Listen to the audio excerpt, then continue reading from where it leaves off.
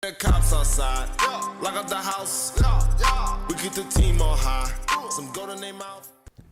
Privyet, comrades. What is the Russian Revolution of 1917 and why did it affect cinema? The Russian Revolution of 1917 was an era of extreme cultural change stemming from the desire of the proletariat to overthrow the bourgeoisie and corrupt government of Tsar Nicholas II to establish a proletariat dictatorship. Tensions escalated from the economic hardship, food shortages, and government corruption, prompting the people of the Russian Empire to revolt.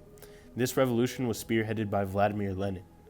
Vladimir Lenin was a Russian revolutionary, politician, and political theorist, most famously known for founding the Soviet Union.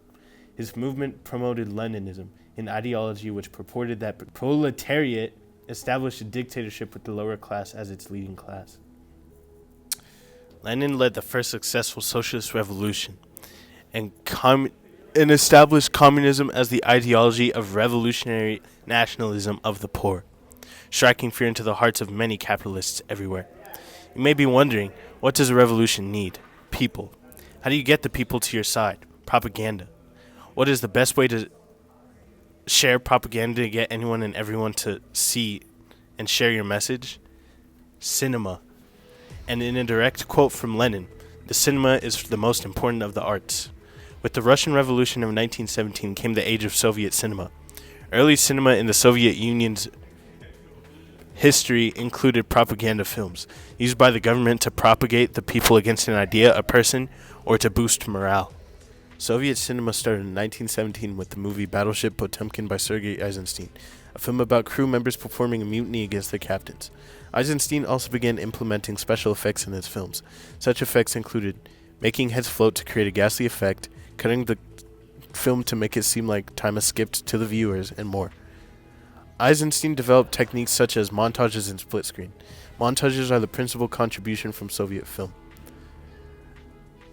Cutting the film to where it makes it seem like time has skipped to the viewers, or splitting the screen in half by pressing an object over half of the film piece, has heavily influenced the entirety of cinematography as a whole. Early cinema in the Soviet Union's history also included propaganda films used by the government to propagate the people against an idea, a person, or to boost morale, which was incredibly effective. Film is universal. Anyone who could see could view the film. That means more people can view the message. Vladimir Lenin and other Bolshevik leaders thought of film as a way to unite the desperate nation. It could quickly and effectively communicate, meaning many could communicate propaganda. The people of Russia lacked high-quality education, meaning they could not read. But through film, you do not need to read to get the message out of a film.